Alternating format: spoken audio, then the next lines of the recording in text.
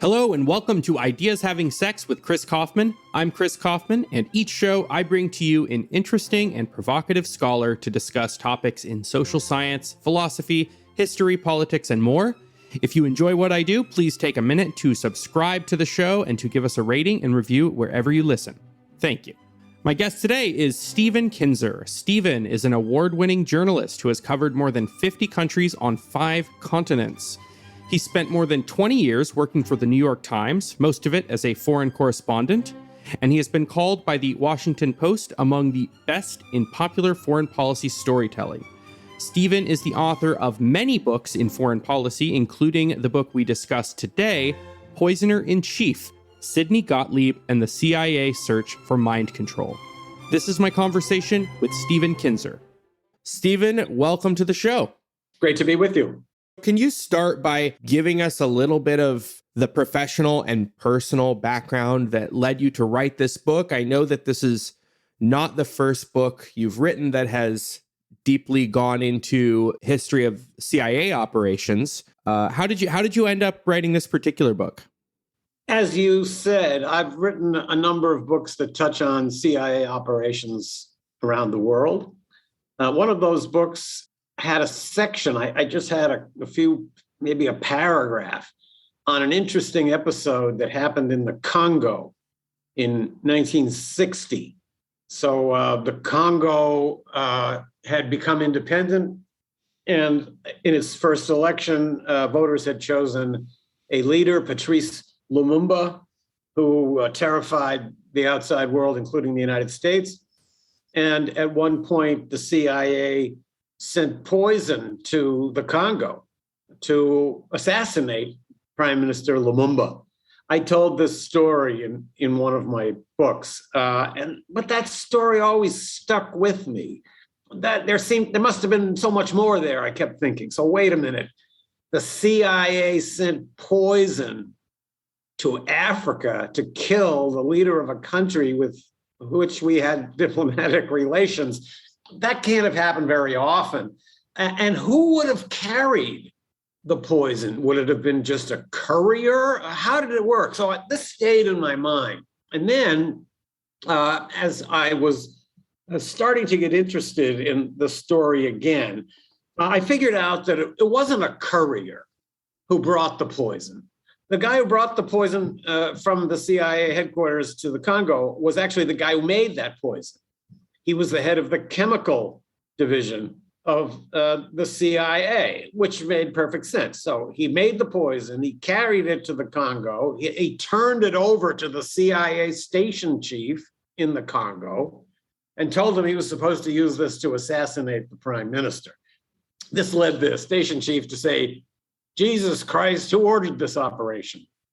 To which Gottlieb replied, "President Eisenhower." So Gottlieb was the guy that made the poison that was supposed to kill Patrice Lumumba. In the event it wasn't used, Lumumba was killed in another way. Then I realized, with a little bit of research, that Gottlieb was the poisoner in chief for the United States government. He made all the poisons that were supposed to kill Fidel Castro. Remember all those pills and drinks and poison pens, poison cigars. Wetsuits? Exactly. All of that was made in Sidney Gottlieb's shop. And he made suicide pills for secret agents working in other countries and a whole series of other deadly concoctions. So I then realized that he had been asked about this in a Senate investigation during the 1970s. The more I got into Gottlieb, though, the more I began to realize that what little the Senate had done actually missed the point entirely. The really interesting thing about Gottlieb was not that he was the chief poison maker for the US government. That's essentially just the job for a glorified pharmacist. If he hadn't done it, somebody else would have done it. But he did something else that the senators had no idea about, and that was MKUltra. He was the director of the most concentrated search for the secret of mind control in the history of the world. And in the course of that search, he carried out the most intense and extreme experiments on human beings that have ever been conducted by any agent or agency of the US government. He had what effectively amounted to a license to kill. He could go to other countries and requisition prisoners and others on whom he could experiment. And some of these people were experimented to death. So I came to conclude, as I was researching this book, that Gottlieb might well have been the most powerful unknown American of the 20th century. And that's what led to this fascination that produced the Poisoner in Chief book. And you kind of go over in the book that he didn't really fit in with a lot of the, higher ups and CIA types he was working with. He was Jewish. He wasn't part of the old boy American aristocratic networks. How did he end up getting involved in all this? You're absolutely right. And it's a very important part of the Gottlieb story. In the early CIA, in the late 40s and through the 50s, there was a very heavy Ivy League accent. Most of those people, the agents, officers knew each other from private schools and yacht clubs and investment banks where they worked, or international law firms where they worked. It was a pretty small, closed group. Gottlieb was completely different, as you said. He came from a family of Jewish immigrants. He stuttered. He had a limp. He was a very different type. Later on, I think his co-workers learned that there was something else unusual about him. He didn't live like any other CIA officer or probably any other employee of the US government during the 1950s. Instead of living in some kind of suburban development, he lived in a kind of eco cabin out in the Virginia woods where he communed with nature. He had no running water. He got up before dawn to milk his goats. He read poetry. He studied Buddhism. He was kind of a proto-hippie. So Gottlieb was so different from all the people he worked with. And later on, I began to think this wasn't an accident. Maybe the people at the CIA who brought him in realized that whoever does this job for us, the search for mind control, is going to have to do some horrible things. They're going to essentially have to become a torturer. And it's going to be very bloody and people are going to die. We don't want to know about it. That's what the top CIA people would have told each other. We don't want the details. We got to hire somebody who can do it all and just keep us informed in the most general way. That way we protect ourselves in the future. However, it's always possible and even likely that some of this might come out at some time in the future. And that could be really bad for us. So the fact that this guy Gottlieb is not part of our club means we can blame it all on him if there's trouble later. And that's exactly what happened. It was put it all on Sidney. In fact, later on, one of the subsequent CIA directors told the family of one of Gottlieb's victims, some of our people were out of control in those days. There was a lack of supervision. And that's exactly true, but it was set up that way. It was set up so that Gottlieb would be out of control, that there would be no supervision, and that later on, if anything went wrong and things came out as they did, the CIA would be able to throw this guy to the sharks because he wasn't a part of their group and they wouldn't feel like they were betraying their class by doing so. Can you talk a little bit about how we know any of this? Like just to start off, you're talking about some very top secret CIA operations involving drugging people without their knowledge, including American citizens, MKUltra, and all that's very surprising and sounds like, oh, is this just a conspiracy theory? And even if it's true, how would we know? Can you say something about sources for how journalists and scholars know anything about this? MKUltra began in the early 1950s. The CIA had concluded, mistakenly as it turned out, that the Soviets or the Chinese had made great advances in mind control and that they might soon be able to implement some nefarious project that would take all Americans or key Americans under their psychic control. So they assigned Gottlieb to carry out whatever experiments he could or wanted to in order to find out the secret of mind control ourselves. And this is what set Gottlieb off on his years of horrific experiments. Gottlieb later went on to have quite a full career at the CIA. And when he retired in the mid-1970s, it was in part as a result of the Watergate scandal. Richard Helms, the director of the CIA, who had been Gottlieb's rabbi or kind of unofficial boss all those years, was forced out. Gottlieb realized that there wasn't any future for him, so he left at the same time. But as Sidney Gottlieb was leaving the CIA in 1973, and Mr. Richard Helms was leaving at the same time, the two of them made a fateful decision. They decided we have to destroy all the records of MKUltra. Now, this is a federal crime because it constitutes the destruction of federal property.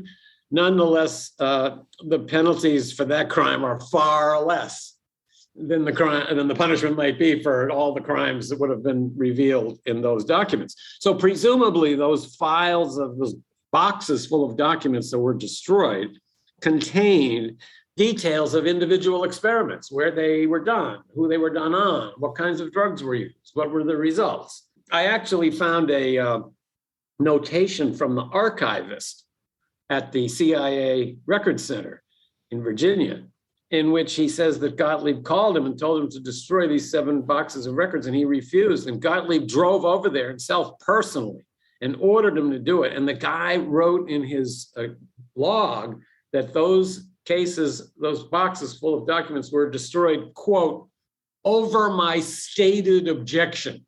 As a result, most of the records of MKUltra are gone. That posed quite a problem for me as I was writing this book. And not only were the records destroyed, but Sidney Gottlieb lived in total anonymity. Nobody knew who he was. His name was completely obscure. So I had to write a biography of a guy who essentially did not exist and ran a program, all of whose records had been destroyed. It's quite a challenge. Now, there are some pieces, in addition to the individual research I did. I went to Germany where he carried out some of his experiments, and I talked to a number of people, as biographers will. But there were also a few documents that came in handy. In the mid-70s, a document emerged, which was a list of all MKUltra projects. There were over 100 of them. This list had survived the destruction of files because it was in another folder. It was in something under CIA expenses in the financial department, and a number of other documents were discovered. So through these, we have a pretty good idea of what kinds of experiments were carried out. And between that and a number of individual testimonies, I was able to put Poisoner in Chief together. Nonetheless, it's painfully clear to me that that book only reveals a small portion of who Sidney Gottlieb was and what MKUltra was. It's frustrating to know that there's a lot out there, most of which will never be found because the information died with individuals or was destroyed in that great document dump in the 1970s. Were there any documents that were deliberately not destroyed, or was it just documents that were missed because they were in other departments, financial departments and such? I believe that Gottlieb sought to destroy all MKUltra related documents. As often happens, he didn't quite get to all of them. But I was able to pry some documents loose from the CIA, including a redacted version of Gottlieb's personnel file, which shows his travels. And also, I had an interesting experience with a photo. So nobody ever photographed Sidney Gottlieb while he was working for the CIA, at least nobody other than the agency itself. Nobody knew what he looked like.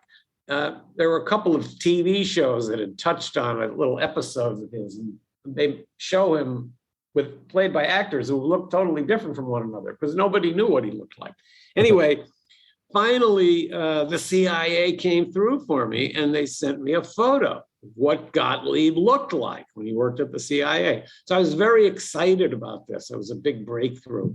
And I called my publisher and told him, great, I've got our cover picture. We've got a photo of Gottlieb now. He also was excited. But then after an hour or two, I got an email back saying, I told this to the people in the building and they actually don't like that idea of using it on the cover. The fact is, nobody knows this guy. When they see the picture on the cover, nobody will know who it is. So they say this is not a good cover picture. Instead of the Gottlieb photo, the graphic designer used a kind of a black silhouette outline of a man's face. And I actually think looking back, that was better because that truly represents who Gottlieb was. Yeah, you see a picture of someone shrouded in mystery, and that tells a story of a mysterious ghost-like figure. Indeed. You were talking about some of the motivation for MKUltra and the quest for mind control, and whether mind control, like, can you use drugs or these other chemicals to interrogate people, and that some of this was inspired by what ended up being kind of a delusional idea that communist China and the Soviet Union had already developed or mastered these techniques. And then pre-Cold War, some of this is also inspired by the research of the Axis powers. Can you talk a little bit about the Nazi precursors and the Imperial Japanese precursors, Unit 731, and how those kinds of things fed into this program? When Gottlieb was given this assignment at the CIA, find the secret of mind control, he approached it with a scientist's perspective. The first thing he thought about was the concept of mind control. And he came to the conclusion that before you can insert a new mind into somebody's brain, you first have to destroy the mind that's in there. And he spent years working on trying to find ways to destroy a human mind, destroy a human body, destroy a human soul. That was the basis of his experiments. He wanted to find out how to wipe away consciousness, and he used all sorts of drugs and sensory deprivation and electroshock and other techniques to try to help him get there. The next thing that Gottlieb concluded with his scientist's mind was, since I'm embarking on a project of esoteric and very new kinds of research, I want to find out what research is already out there, who already knows anything about this subject, so that I can build my project on what's already been discovered. Well, he quickly figured out that the true experts on this were the Nazi doctors and their Japanese counterparts, some of whom had carried out so-called experiments that were even more grotesque than the ones carried out in the German concentration camps. So Gottlieb actually got Nazi doctors and Nazi scientists to come and work for MKUltra. He had them working in Germany, and they even came to the United States. For example, one Nazi doctor came to the CIA to give a talk on a subject that the CIA could never uncover on its own. It had to do with sarin gas, which is a highly poisonous gas. The question was, when you want to kill a baby or a small child with sarin gas, do you need to use just as much gas as you do with an adult, or can it be less? Now, the only way to find that out is to kill a bunch of people. The Americans had never done that and couldn't, but they found out that the Nazis had. So they could come and find someone who would give them a lecture on how much sarin gas you need to use to kill an infant. This went on, and the Nazi doctors became an integral part of MKUltra. It was actually on the basis of the experiments carried out in the Nazi concentration camps and the Japanese installation to which you referred that were the foundation of MKUltra. It was built on that foundation.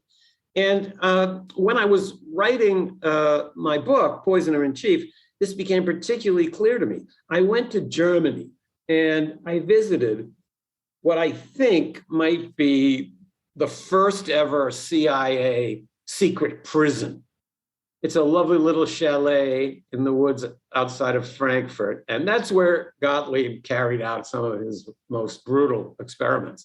So I went over there, I found the building. It had been identified already in one of the German leading magazines as the CIA torture house. So I found the building. It was being renovated by a young entrepreneur and made into condos.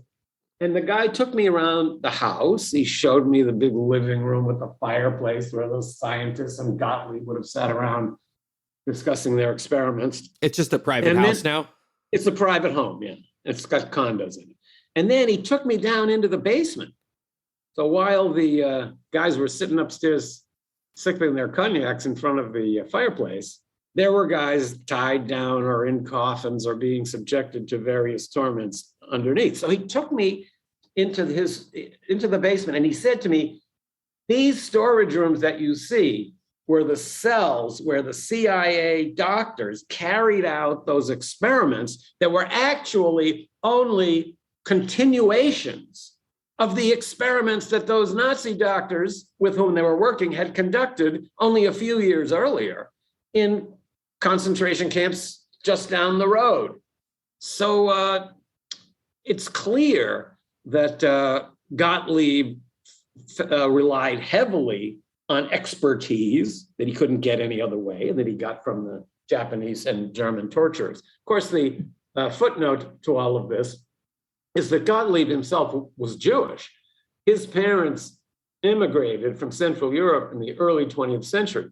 If they had not done that, if they'd stayed in Europe, there's every possibility that they would have been taken away in one of those Nazi sweeps and that possibly young Sidney might have become the victim or the subject of one of those grotesque experiments in some concentration camp. But in the event, he didn't seem to have any hesitation working shoulder to shoulder with the Nazi doctors who had carried out those concentration camp experiments.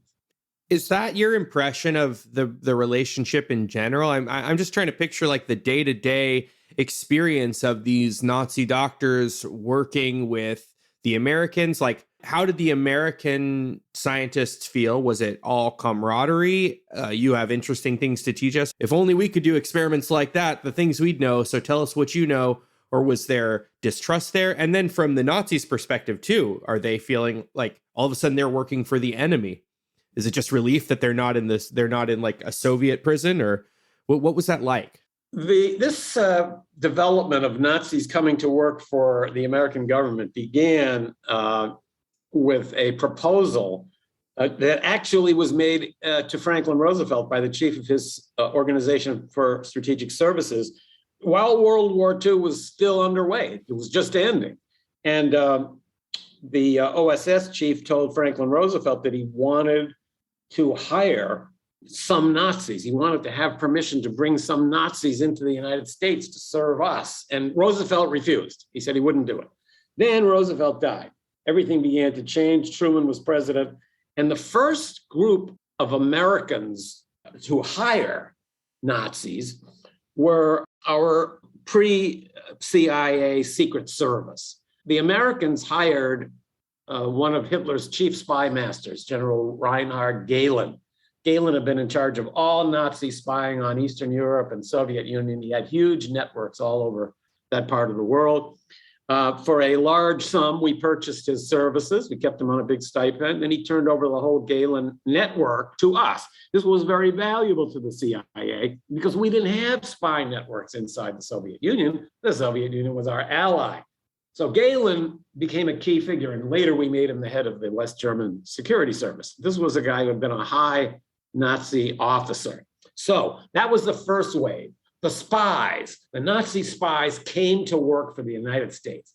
The second wave came with the rocket scientists, the people who were developing a space program and intercontinental ballistic missiles for military use. Were very eager to find those scientists who had developed those great V-2 rockets that rained down so much death on London and other cities in Europe. And we wanted to bring a number of those over. That was also permitted. This was all part of something called Operation Paperclip, which was the operation by which over 1,000 Nazis were brought to the United States. In many cases, after their biographies had been bleached, as it was called, all the references to their SS membership and so forth were taken out, and references were added to what good family people they were and so forth.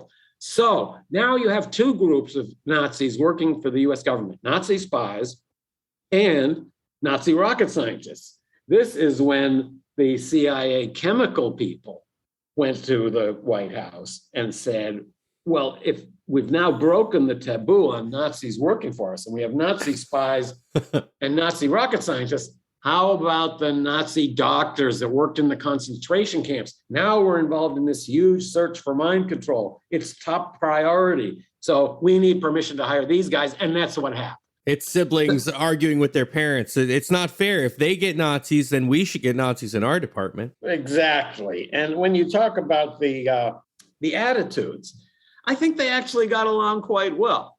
There was always a feeling that we never should have been fighting each other. What we really hate is communism. And therefore, fighting the Soviets is what America and the Nazis always wanted. So finally, we're on the same side together, which we always should have been if it hadn't been for that little Hitler detail. So I think there was a feeling of camaraderie and common purpose. Naturally, the Nazi scientists were very happy. Some of them would have been imprisoned and a couple even executed, that we saved from the hangman.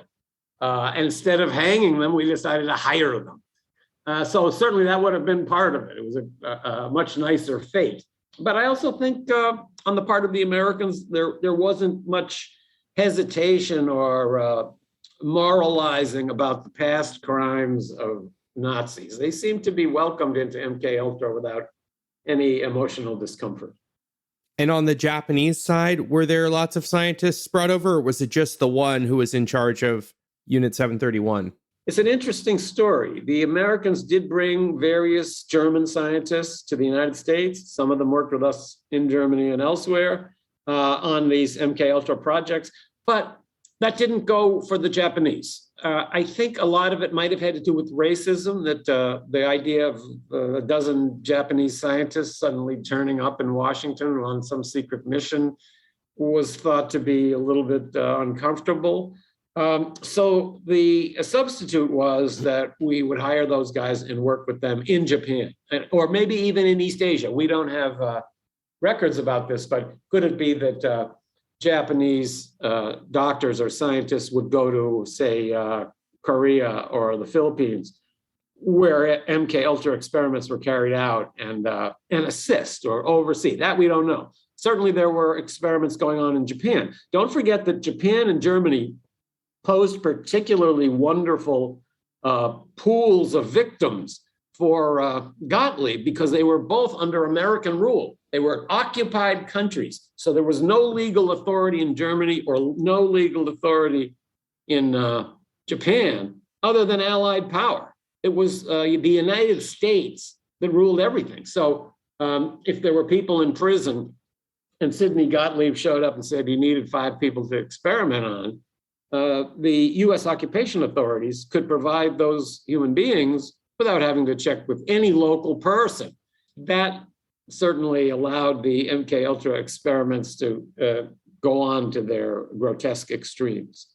So in this whole process of searching for mind control, it was all a bust, right? Like the Soviets and the Chinese didn't really have this capability, and the CIA never found it. Is that right? Was it just like one failure after another, or rediscovering interesting ways to torture people? Yeah, you can torture people with drugs. Maybe you can break their minds, but they never really figured out how to put anything back in, or just reliable interrogation techniques. You're absolutely right. They found very successful ways to destroy human minds, but they never found a way to put a new mind in there. They tested all sorts of drugs as interrogation aids. At one time, and for quite a long period, Gottlieb himself was fascinated with LSD.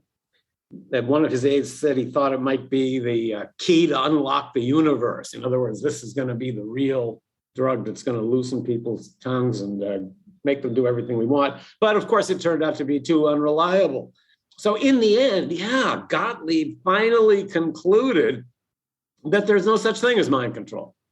It's a myth that you can make people do things like go out and commit a murder if they're deeply opposed to doing that in their deepest soul. Now, this led me to the question of what led them to believe this was true in the first place? Where did they get this idea? And I think there are at least two factors that gave them this false sense that there was a secret, there was a key out there to mind control. The first had to do with the misinterpretation of two historical events that happened in the immediate post-war period. The first was a trial that happened in Hungary. The Roman Catholic Archbishop of Hungary was arrested by the communist authorities. And after some months in prison, he was put on trial. In that trial, he confessed to crimes that he obviously had not committed. And what attracted the CIA even more was the way that he spoke. He seemed to have kind of glassy eyes and speaking in a monotone. Now, it later turned out that that cardinal had been tortured with the same methods that have been used for centuries. He was kept in a dark room. There was repeated interrogations. He was pushed around. But that wasn't enough. That didn't satisfy the CIA's curiosity. They thought it has to have been something more. This guy is speaking with somebody else's brain. They're projecting something into his head. They found a way to make it seem like he's speaking when actually it's someone else. This was a complete fantasy, but this is what the CIA believed, and it terrified them because they thought, now we're at a great disadvantage. They know how to do this. So that was a completely mistaken conclusion, but as you can imagine, a terrifying one if you believed it. Then the second thing happened at the end of the Korean War. American prisoners turned out to have written a number of denunciations of the United States. Several African Americans wrote about racism back at home and how they didn't want to go back. A number of them confessed to war crimes in Korea, including the use of biological weapons and the dropping of biological bombs, which the United States to this day denies ever happened. Then, when the prisoners were released, they traveled from North Korea across the Soviet Union to Europe, and some of them were said to have experienced periods of wooziness as they went through northern China, which is, of course, Manchuria. That's where that phrase Manchurian candidate comes from. So the CIA concluded, what would have made robust young American boys confess to having committed crimes in war or say critical things about the United States? It has to have been they were drugged or their minds were messed with. Maybe as they passed through Manchuria, something was bombarded into their brains. That must have been it. What could it have been? So these two episodes, the trial in Hungary and then the Korean prisoners, electrified the CIA. They completely misinterpreted both of them and took them as proof that communist scientists were far ahead of them, and therefore there was a frantic need to carry out American research in this area. That's why I think Gottlieb was essentially given his license to kill. He was told effectively, whatever you have to do, it has to be done. Don't tell us about it, but there's no limits. This is so important. That's why I think he was really the most important American of the century that nobody had ever heard of. These projects all came together, and that became the first reason why the CIA plunged into this experimentation. But I think there was another reason that predated that. So these stories about the cardinal in Hungary and the US prisoners in Korea did not fall on infertile ground when it came to the minds of the CIA officers. I went back and looked at all of the stories, the movies, the novels about mind control. There are so many of them. And those people of that generation that came of age in the first half of the 20th century would have been exposed to many, many stories, from Sherlock Holmes to the cabinet of Dr. Caligari. Somebody puts a pill in a drink. Someone drinks it. Suddenly they're a different person. There's a watch that's waved in front of someone's face. And the next thing you know, he's going into the embassy and stealing documents. So Dr. Jekyll and Mr. Hyde. A lot of it is coming from stories like that. So I think these guys came in with a predetermined sense that, yeah, there must be something out there about mind control. Then they figured if writers could imagine these things, and scientists could make them real. If there were so many stories, there must be something there. So they were given a false impression by all these stories and movies that they were exposed to, not the fault of the people who created them, because those were only fantasies. And then these 2 episodes in the post-war period just fed into their fears. And that's why they developed this fascination, this urgency to find out a secret that actually, even Gottlieb admitted at the end, does not exist.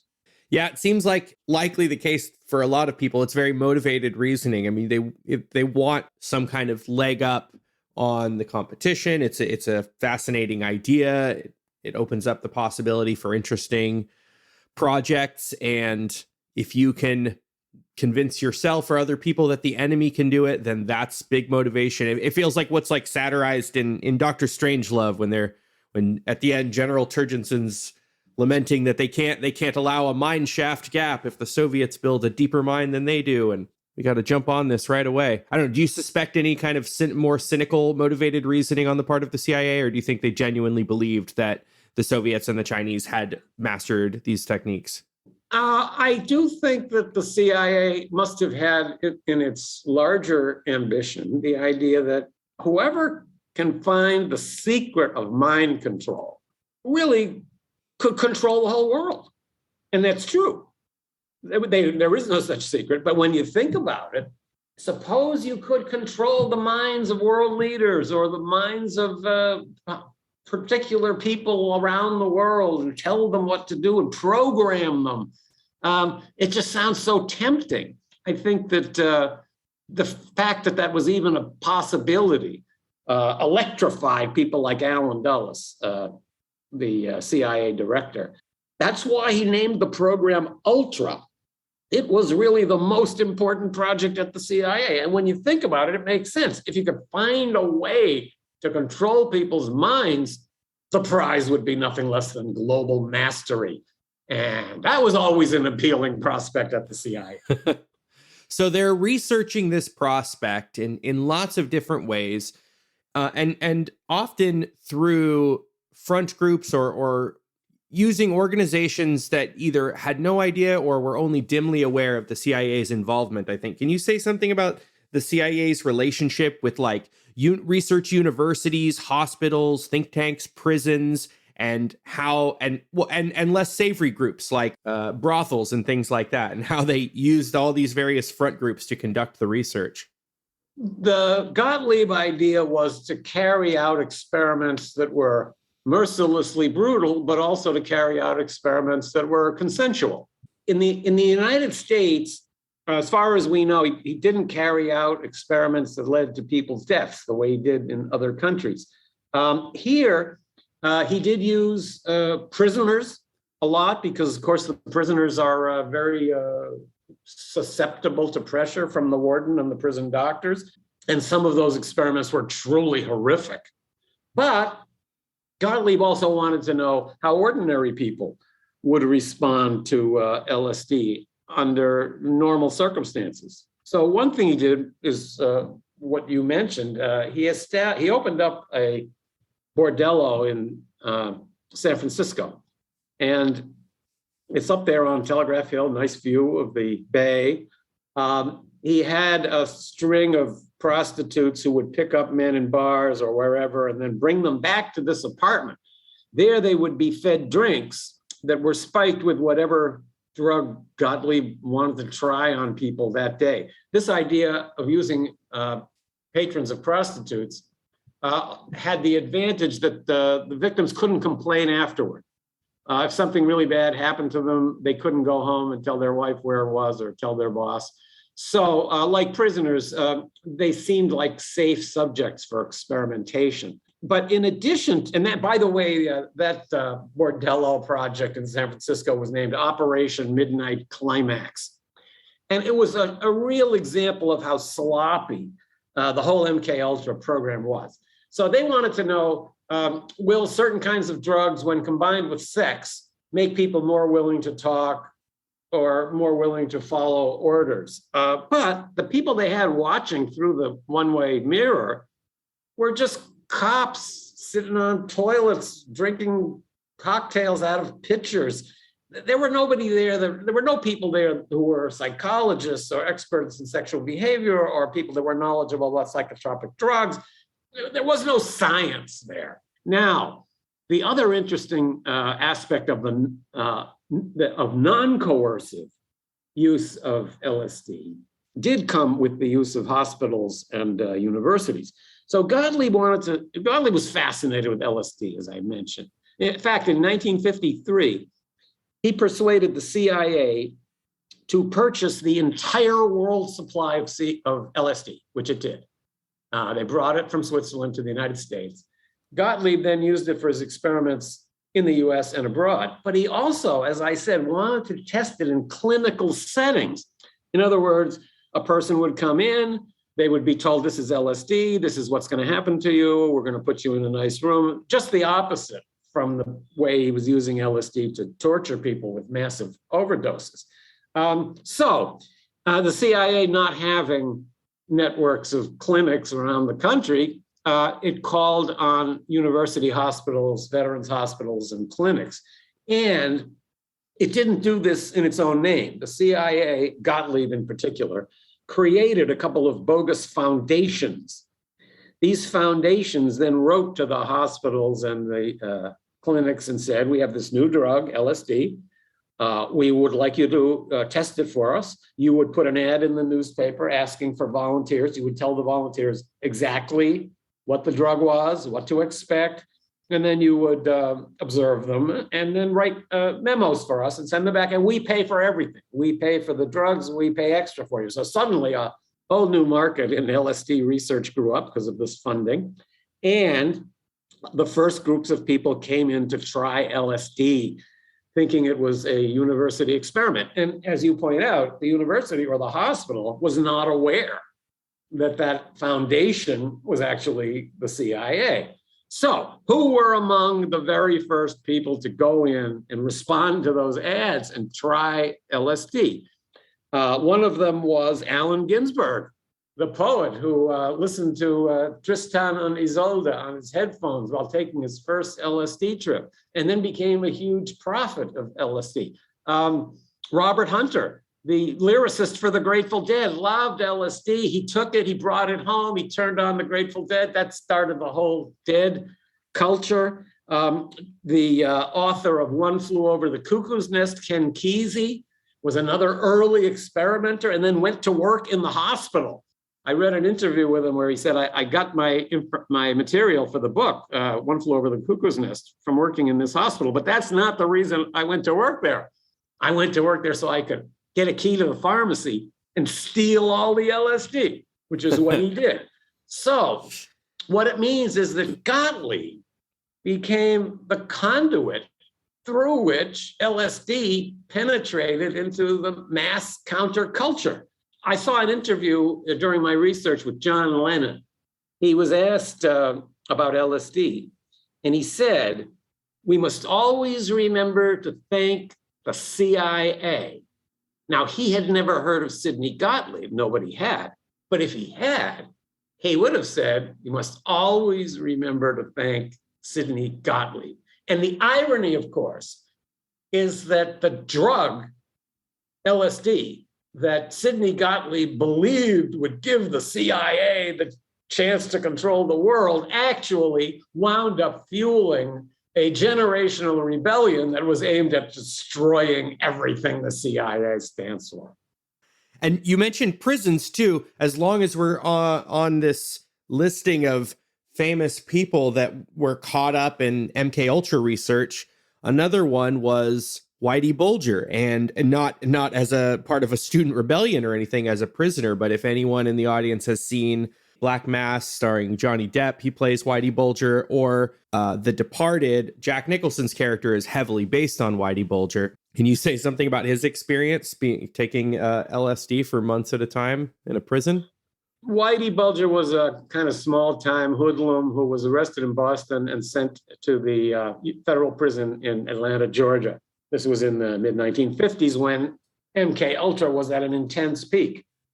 He was approached by the prison doctor, who was also the head of the psychiatry department at Emory University, a Dr. Pfeiffer. And this guy told him that there was underway an experiment project aimed at trying to find a cure for schizophrenia, and that Bulger could get good time and better treatment in prison if he participated. So he agreed to participate. But we see from his diaries that he thought he was going completely insane. They were feeding him LSD in large doses for months, day after day after day.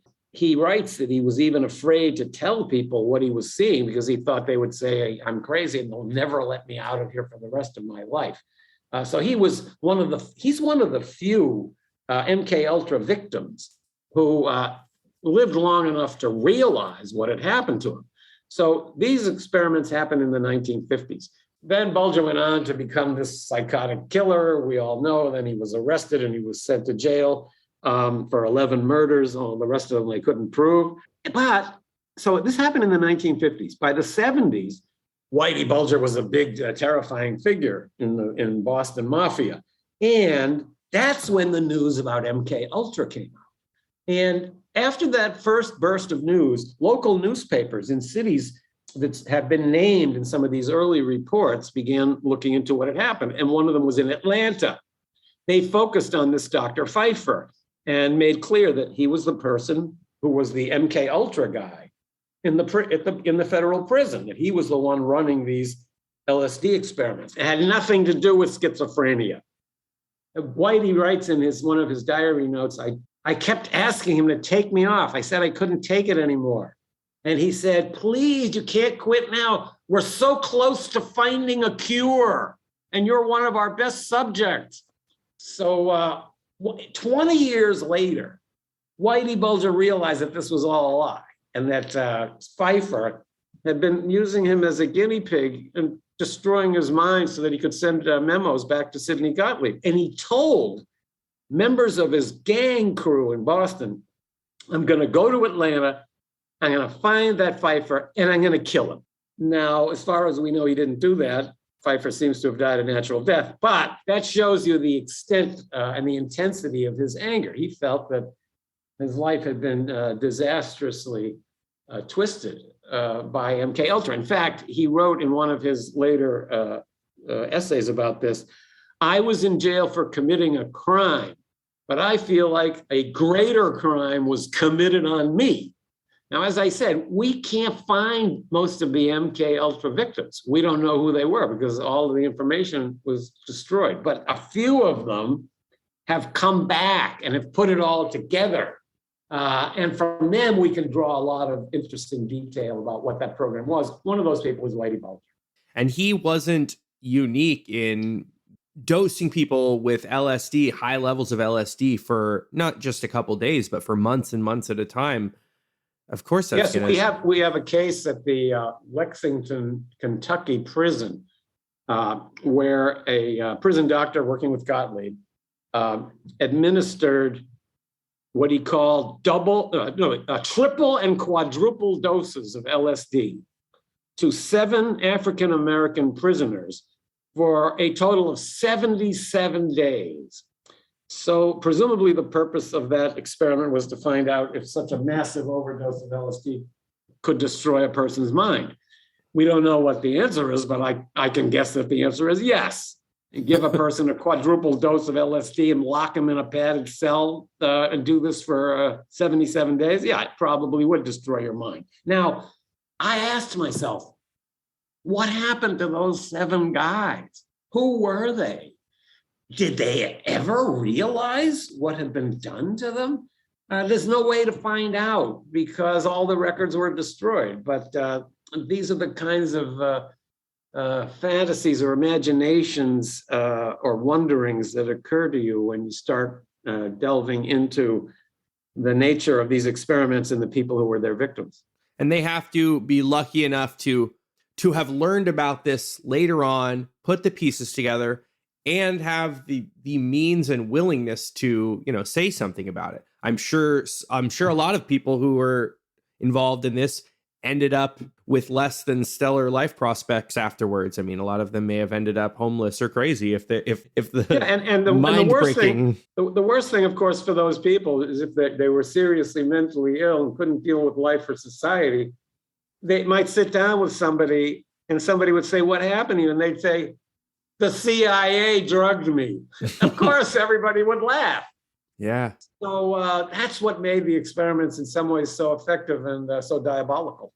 At one point, you mentioned one of these experiments that did this to children as well, or like adolescent boys.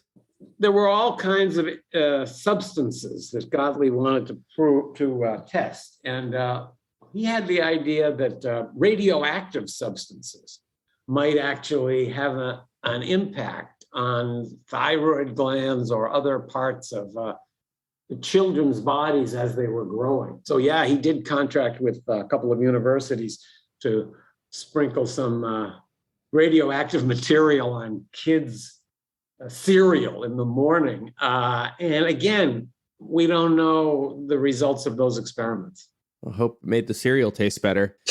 You said that there, as far as we know, he did not conduct experiments on American citizens on American soil that led directly to death, or where he killed people, but he did do that, out of the United States. But there were some advertent or inadvertent deaths on American soil, suspicious suicides, or one incident where they were experimenting with spraying gas over, I think, San Francisco that should have been relatively innocuous, but led to at least one death. There were deaths that occurred, right, on American soil, whether it was intentional or not. There were. We know of a couple of cases. One was a professional tennis player named Harold Lauer, who went into a hospital for a modest treatment and wound up being given massive overdoses of drugs and dying on the operating table. That doctor was carrying out an MKUltra experiment on him.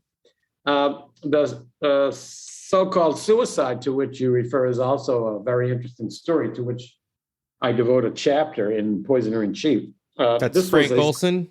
Right. Frank Olson was a scientist who worked on the MKUltra project, meaning that he was one of a very small number of people who knew everything that MKUltra did and everything that MKUltra was. At some point, apparently, after watching someone being killed in an experiment using a poison gas that he himself had devised, he seems to have had an attack of conscience. He decided he didn't want to do this anymore. And not only did he want to leave MKUltra, he wanted to quit the CIA. And we now know he even asked one of his friends, "Do you know a good journalist?" So this naturally would have caused great concern at the CIA. If that secret of MKUltra had come out at that time in the 1950s, it would have devastated the CIA and the entire United States. So it was urgent that the details of MKUltra, or even the existence of MKUltra, never be publicly released. Suddenly you had one of the few people who knows the whole story seeming like he doesn't want to be part of the project anymore. And that was a security risk of the very highest level. At one point, at the end of 1953, Olson was brought to a gathering of the MKUltra group and fed LSD without his knowledge, perhaps in an attempt to see what he was really thinking inside. Nothing came out of that meeting, but a couple of days later, when after the CIA comrades had brought Frank Olson to New York for a psychiatric examination, right around Thanksgiving of 1953, he went out a window of a hotel opposite Penn Station in New York and was killed in the fall. That was described at the time as the suicide of an Army scientist. Now, he was not an Army scientist. He worked for the CIA. And the fact that it was a suicide was taken for granted for a while. But at first, it just seemed like he was a disturbed person. Then it wasn't until 20 years later that the news came out. Actually, they had drugged this guy with LSD, and that must have been what made him crazy. And we're so sorry. In fact, the president of the United States brought Olson's family into the Oval Office to apologize, something that has never happened in the entire history of the CIA. And that was then the next story. It wasn't just that he was depressed and committed suicide. It was that the CIA might have helped him get depressed by giving him LSD without his knowledge. So that was story number 2. Then, years later, the body was exhumed, further examinations were made, police investigations were launched, and came story number 3, which is that he didn't commit suicide because he was depressed. In fact, he didn't commit suicide because he was thrown crazy by LSD. He didn't commit suicide at all.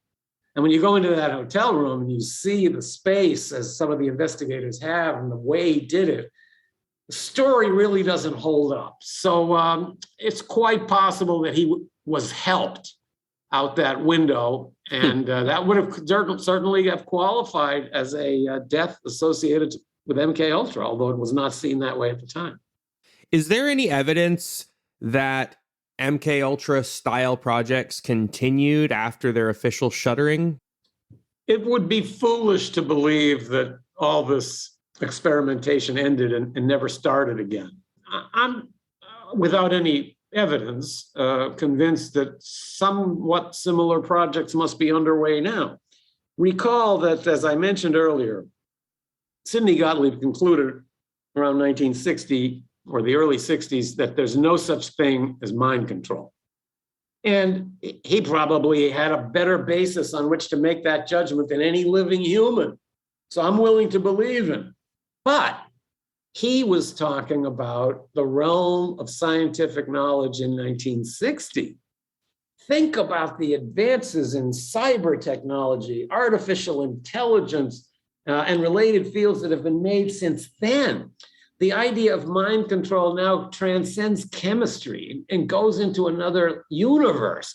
So although there's no such thing as mind control was a true statement when Gottlieb made it, I wonder if it is anymore. I'd be surprised if you could tell me that nobody in Moscow or Washington or Langley or Beijing is experimenting with mind control projects. It just seems to me that as technology gets more and more advanced, and we're looking for ways to win wars that are very exotic and haven't been thought of yet, this must be one of the things that people are working on. I won't be here to see it, but in 50 years, I hope there's another Stephen Kinzer to write another Poisoner in Chief book to tell us what happened back in 2022. There can be no shortage. More Stephen Kinzers, the better. Do you have any upcoming projects we should know about? No, I'm continuing with my teaching at Brown University, where I'm trying to transmit some of what I've learned and spend the rest of my time talking with fine folks like you and your listeners. I do so appreciate it. This is the third book of yours that I've read. I discovered your work with Overthrow, where you detail the 14 times in the 20th century and a little beyond that the U.S. has inspired or directly conducted coups or overthrown foreign governments. And I loved that book. And then I read The True Flag, another amazing book by Stephen Kinzer. And then this one, Poisoner in Chief, which was also amazing. So I highly recommend my listeners check it out. Even if this doesn't sound like the kind of thing you would ordinarily be interested in, it's just a great story. It's mind-blowing and it's hard to believe that it's real. So highly recommend that. This book and your other books will be on the show notes. Do you want to say anything about where people can find you to keep up with your ongoing work? I have a website, stephenkinzer.com. I write a newspaper column for the Boston Globe. So they have a paywall, but my website does not. So you can get on there and read all my rants. If that's not enough for you, there's always Poisoner in Chief. Wonderful. Well, that will all be linked to on the show notes, as I said. Stephen Kinzer, thank you so much for joining me. It's been a pleasure. Thank you. I enjoyed it. That was Stephen Kinzer, and his book, once again, is Poisoner in Chief, Sidney Gottlieb and the CIA Search for Mind Control. If you're a fan of what I do, please take a minute to subscribe to the show and to give us a rating and review wherever you listen. I'm Chris Kaufman. Thanks for listening.